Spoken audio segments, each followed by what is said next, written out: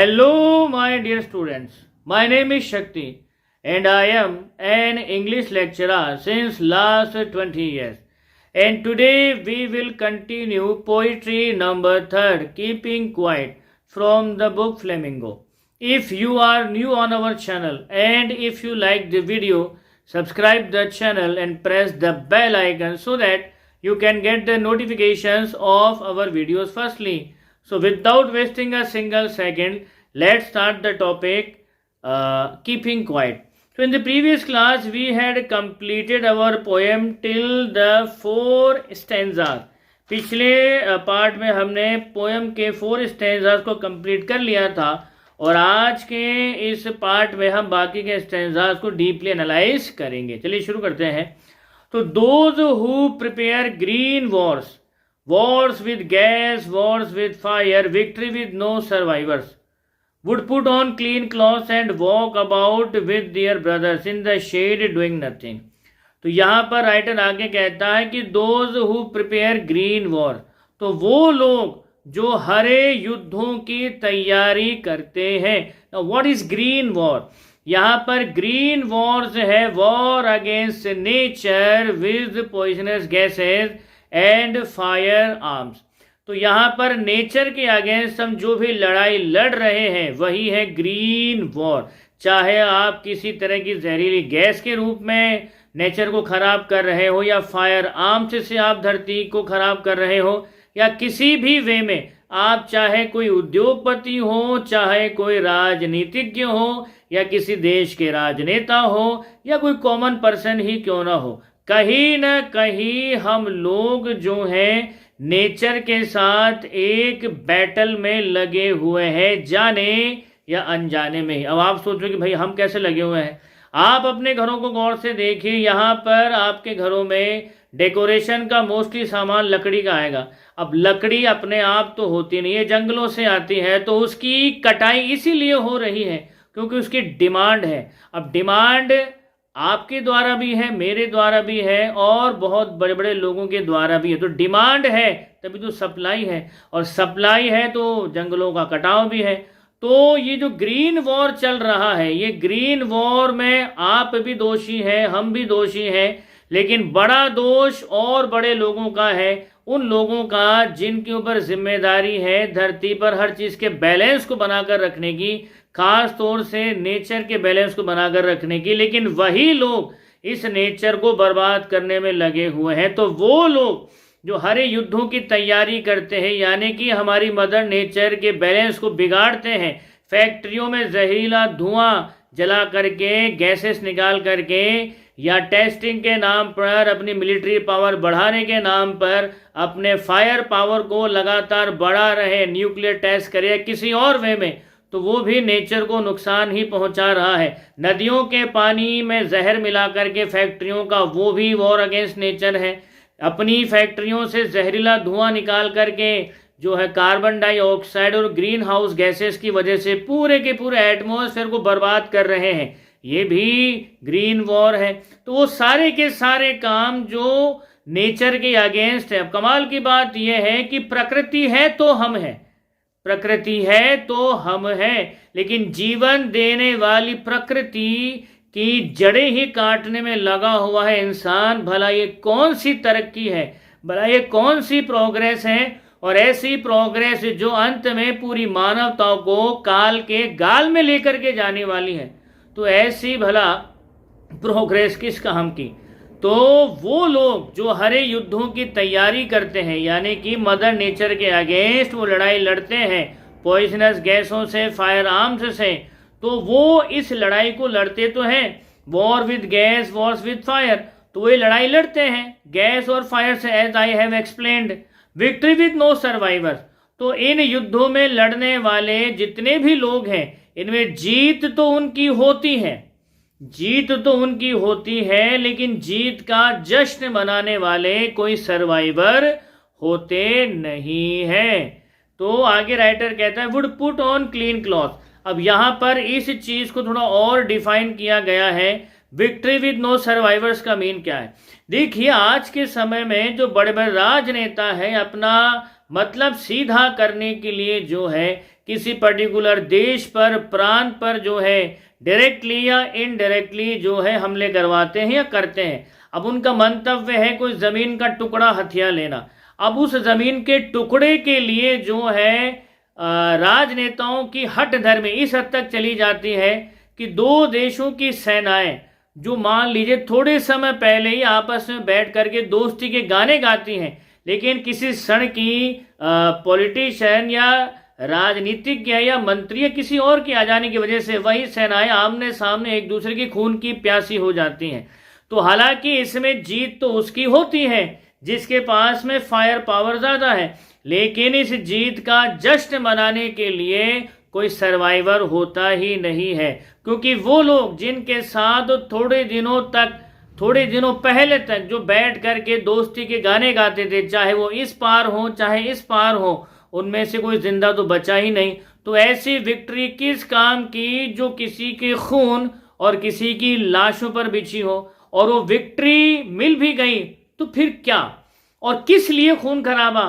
किसी particular person की हट धर्मी को पूरा करने के लिए, किसी पर्टिकुलर XYZ सेल्फिश एंड को पूरा करने के लिए, वो भी खून और लाशों के ऊपर चल करके।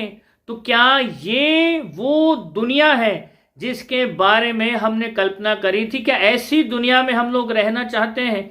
तो राइटर यही तो कहना चाहता है कि इंसान जो है लगातार एक ऐसी लड़ाई लड़ रहा है, ग्रीन वॉर विद नेचर। अब नेचर में ध्यान दीजिए, सिर्फ पेड़ पहाड़ पशु पक्षी ही नहीं आते, इंसान भी नेचर का ही एक पार्ट है। तो यहाँ पर सबके अगेंस्ट में एक लड़ाई छेड़ी हुई है खुद इंसान ने ही, और उस लड़ाई का नतीजा ये है कि जिस भी सेल्फिश एंड को पूरा करने के लिए XYZ वो लड़ाई छेड़ी गई है वो मिल भी जाता है, लेकिन उस विक्ट्री का जश्न मनाने के लिए कोई सर्वाइवर उसके पास में होता नहीं है। तो भला ऐसी जीत किस काम की? तो आगे राइटर कहता है would put on clean cloth. तो इसीलिए हम लोग जो है अपने पुराने कपड़े उतार करके नए कपड़े पहनेंगे। अब पुराने कपड़ों में भला क्या दिक्कत है? तो पुराने कपड़ों में दिक्कत इसलिए है कि डायरेक्टली या इनडायरेक्टली उन कपड़ों के ऊपर आपके अपनों का ही खून लगा हुआ है। कभी ना कभी किसी न किसी वे में किसी न किसी पॉलिटिशियन ने या किसी राजनेता ने दुनिया के या किसी XYZ पावरफुल प्रेसिडेंट ने, किसी ने भी अपने मंतव्य को पूरा करने के लिए कभी ना कभी खून खराबा किया है, खून बहाया है। अब ध्यान दीजिएगा, जो पर्सन है, राजा है मान लीजिए, वो खाली ऑर्डर देता है, लड़ने का काम तो जो है सेनाएं करती हैं। वो सेनाएं जो एक दूसरे को जानती भी नहीं है, लेकिन एक ऑर्डर की खातिर वो कत्लेआम मचा देती है। अच्छा मान लीजिए जिस पर्टिकुलर देश के अगेंस्ट उसने ये कार्यवाही करी, कल को वो दोस्त बन जाए मान लीजिए, तो वो जो लोग मर गए जिनका उस पर्टिकुलर बैटल में जो है अंत हो गया, वो तो वापस लौट करके आने से रहे, तो भला उनकी जान की कोई कीमत नहीं थी क्या? तो यही तो राइटर कहना चाहता है कि अब वक्त है रुक करके सोचने का, क्योंकि अभी भी हम शायद बैठ करके ये नहीं सोचेंगे तो शायद वो वक्त ही नहीं रहेगा सोचने के लिए, क्योंकि वो दुनिया हमारे पास में नहीं रहेगी। वो दुनिया जो हमारा घर है, वो सारे के सारे रिसोर्सेज जो हमें धरती पर बनाए रखे हैं, मानवता की अस्तित्व को जिन रिसोर्सेज ने यहाँ पर बना रखा है, तो अभी भी अगर हम लोग उस चीज़ पर विचार नहीं करेंगे तो ना तो ये धरती रहेगी ना ही मानवता रहेगी। इसलिए राइटर कहता है कि हमने जो कपड़े पहन रखे हैं उन कपड़ों पर हमारे ही अपनों का खून लगा हुआ है, इसीलिए हम इन कपड़ों को उतारेंगे और नए कपड़े पहनेंगे और अपने भाई बहनों के साथ इस धरती पर जितने भी लोग हैं वो जो है आपस में एक दूसरे से कनेक्टेड है। तो ये सब हमारे भाई बंधु हैं, तो हम कदम से कदम मिला करके इनके साथ चलेंगे शांति की छांव में, इन द शेड, शांति की छांव में, डूइंग नथिंग, और किसी को भी किसी भी वे में किसी भी तरह से नुकसान नहीं पहुंचाएंगे। आगे राइटर कहता है what I want should not be confused with total inactivity, life is what it is about. तो राइटर आगे कहता है कि जो मैं आपसे करवाना चाहता हूं उस चीज को लेकर के आप कंफ्यूज ना हो। राइटर आपको कह रहा है टोटल इनएक्टिविटी के लिए, लेकिन ये टोटल इनएक्टिविटी कर्महीनता से जुड़ी हुई नहीं है। राइटर आपको कह रहा है कि आप थोड़ी देर के लिए रुक करके इंट्रोस्पेक्शन करें। वो आपको ये नहीं कह रहा कि आप अपना कर्म करना ही छोड़ दें, कर्महीन बन जाएं। राइटर ये नहीं कह रहा। पहले आप राइटर का मंतव्य समझें। जो राइटर पैब्लो नेरुदा वो कहना क्या चाहता है कि आप कंफ्यूज ना हो। मैं आपसे टोटल इनएक्टिव होने के लिए कह रहा हूं, लेकिन हमेशा के लिए नहीं, थोड़ी देर के लिए, ताकि आप इंट्रोस्पेक्शन करो, अपने अंदर झांक करके देखो और उस चीज को ढूंढने की कोशिश करो, उस कॉज की, कि आप जो भी कर रहे थे क्या सच में उस चीज को करके आपको खुशी मिलती है। अगर नहीं मिलती तो ढूंढिए अपने अंदर, बाहर कहीं खुशी नहीं है, आपके अंदर ही खुशी का सोर्स है, तो उसको ढूंढिए और जब वो मिल जाए रास्ता तो उस पर चलिए। लेकिन चलेंगे तो तभी ना जब बैठ करके सोचेंगे। तो राइटर आगे कहता है कि मेरी बात से कंफ्यूज ना हो, मैं चाह रहा हूं टोटल इनएक्टिविटी, लेकिन हमेशा के लिए नहीं, थोड़ी देर के लिए। Life is what it is about. और जहां तक बात है जीवन की, तो जीवन का जो उद्देश्य है वो तो वैसे भी पूरा कर ही लेगा। देखिए आप जन्मे हैं तो 2 वक्त की रोटी तो आपको भाई साहब कहीं से कमानी ही पड़ेगी। आप दुनिया में आए हैं तो कर्म तो आपको करना ही पड़ेगा, लेकिन खाली खाना पीना और चले जाना, दुनिया में आए, खाए पिए, मौज मारी, एंजॉय किया और चले गए, क्या ये जीवन है? क्या इसलिए हम लोग दुनिया में आए हैं? तो फिर भला जानवरों में और इंसानों में फर्क क्या रहा? तो जीवन का जो उद्देश्य है वो तो पूरा करके रहेगा। खाना पीना तो आपको करना ही पड़ेगा, लेकिन जीवन का उद्देश्य सिर्फ खाना पीना नहीं है। तो राइटर आगे कहता है and I want no truck with death. और राइटर आगे कहता है कि मेरा आपको मौत से डराने का भी कोई इरादा नहीं है, और ना ही मैं अपनी बात को मौत से कनेक्टेड कर रहा हूं। राइटर आपको ये भी नहीं कह रहा है कि आप जरा बैठ करके सोचो यार, आपकी छोटी सी जिंदगी है, मौत कभी भी आ सकती है, तो आप किस पर्पस से कौन सी दिशा में बढ़ रहे हो इसके बारे में सोचो। तो राइटर ये कह रहा है कि मौत के डर से आप उस कॉज के बारे में ना सोचें, मौत को साइड में हटा दीजिए। राइटर सिर्फ इतना कहना चाह रहा है कि बैठिए और सोचिए कि आप जो करते आए हैं या कर रहे हैं या करने जा रहे हैं, क्या इसी में आपको एटर्नल ब्लिस मिलता है, मिल रहा था या मिलेगा? और क्या यही वो सही रास्ता है? सिर्फ वो ये आपसे करवाना चाहता है। तो राइटर कहता है कि आखिर मुझे नीड क्या हुई आपको ये सब बताने की। तो राइटर आगे कहता है आगे की पंक्तियों में, if we were not so single minded about keeping our lifes moving. तो राइटर आगे कहता है कि आखिर क्यों नीड है। उसका रीजन ये है कि if we were not so single minded, कि हम लोगों का एक ही काम है। आप किसी को भी देख लीजिए, पूरी दुनिया के लोग खाली एक ही काम में लगे हुए हैं। पेरेंट्स भी क्या है, बच्चों को अच्छी से अच्छी शिक्षा देते हैं, किस लिए? ताकि भाई अच्छी सी सैलरी आ जाए, सैलरी आकर के अच्छी सी लड़की ला करके बेटी की शादी कर दे, लाइफ में अच्छा सेटल हो जाए और बस हंसी खुशी चले।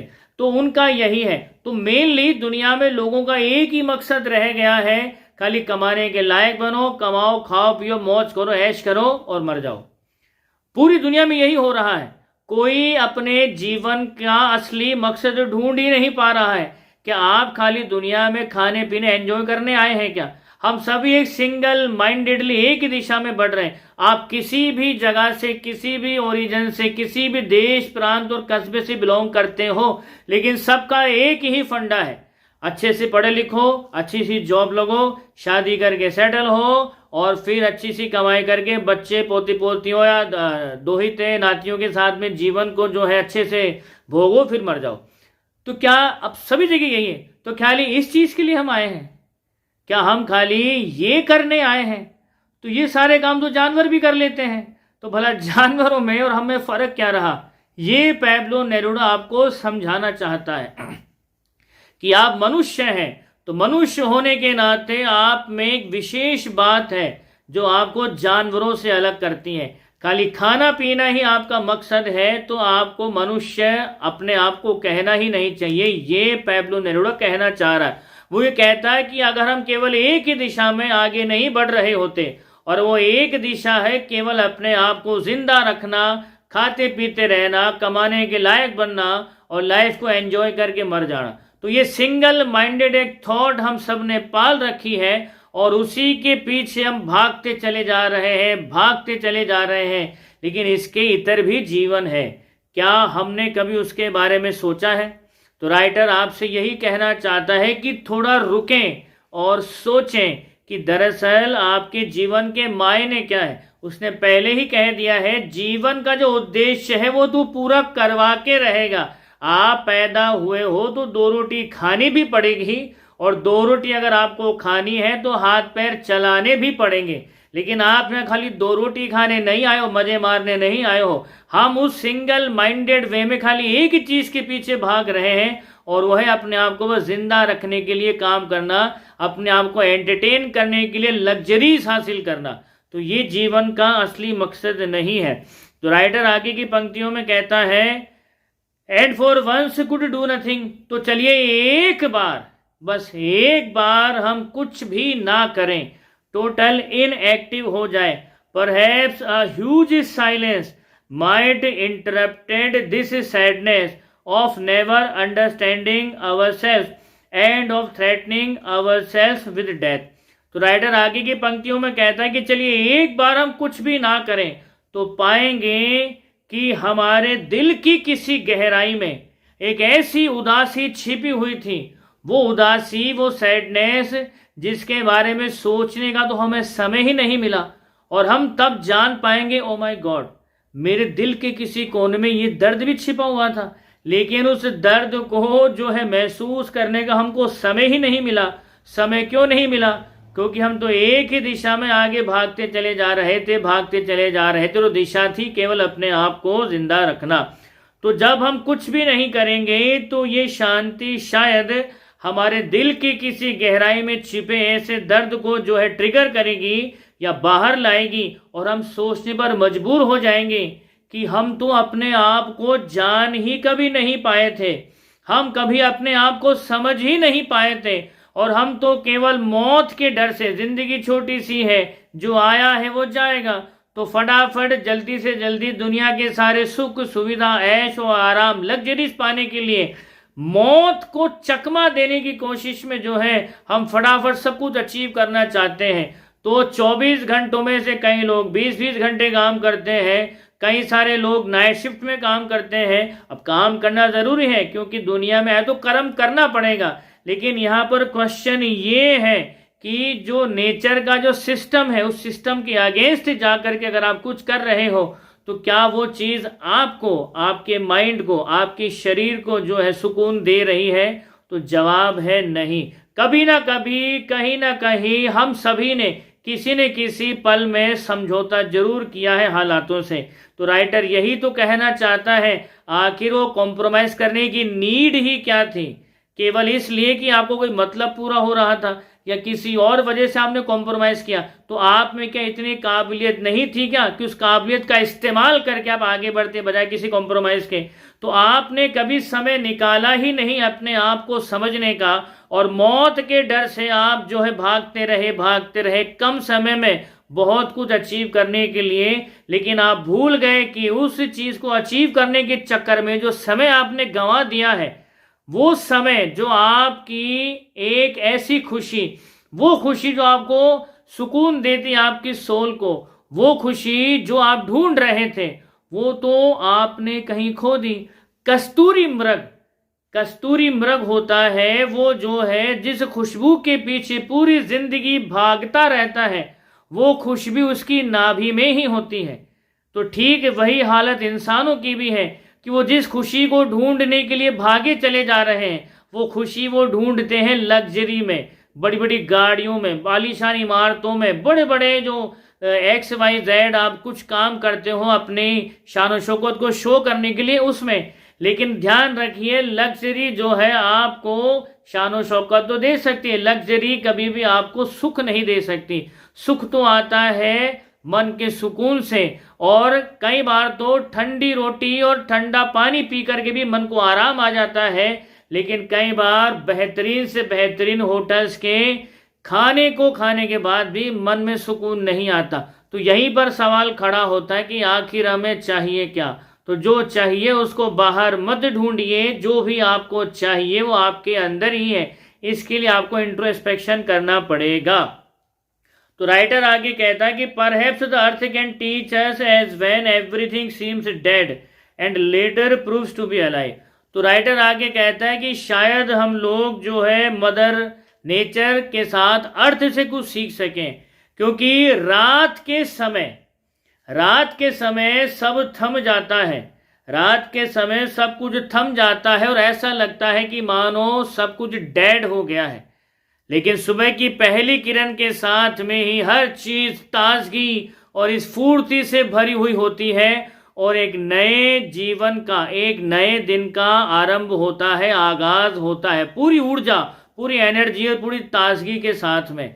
तो राइटर यही कहना चाहता है कि आप भी रुकें और इंट्रोस्पेक्शन करें। तो जब आपको आपका सही रास्ता मिल जाए तो आपके अंदर से एक ऐसी ऊर्जा, एक ऐसी एनर्जी, एक ऐसा एटर्नल ब्लिस मिलेगा, एक ऐसा एटर्नल आपको ब्लिस मिलेगा जो आपको सही मायनों में आगे बढ़ाएगा। ठीक वैसे ही जैसे रात के समय जो है ऐसा लगता है कि सब धरती पर खत्म हो गया है, लेकिन सुबह की पहली किरण के साथ में ही सब कुछ जिंदा हो जाता है, दुगनी ऊर्जा, स्फूर्ति और ताजगी के साथ में। तो वही आपके साथ में भी होगा अगर आपको सच में चल जाए पता कि आपको चाहिए क्या, आपको जाना कहाँ है, और आपकी असली और सच्ची जो एक तरह से ब्लिस है, सुख है, वो है किस चीज़ में। तो this is all about introspection my friends. तो राइटर आखिर की पंक्तियों में ये कहता है कि now I will count up to 12 and you keep quiet and I will go. तो राइटर कहता है कि अब मैं 12 तक गिनूंगा और जैसे ही 12 की गिनती खत्म होगी आप सभी शांत हो जाएंगे, इंट्रोस्पेक्शन करेंगे और मैं चला जाऊंगा। तो this is all about the poetry keeping quiet. तो अगली पोएट्री में, अगली टॉपिक में हम फिर उसके इन डेप्थ एनालिसिस के साथ में मिलेंगे। तब तक आप खुश रहिए, मुस्कुराते रहिए। जय हिंद, जय भारत, वंदे मातरम।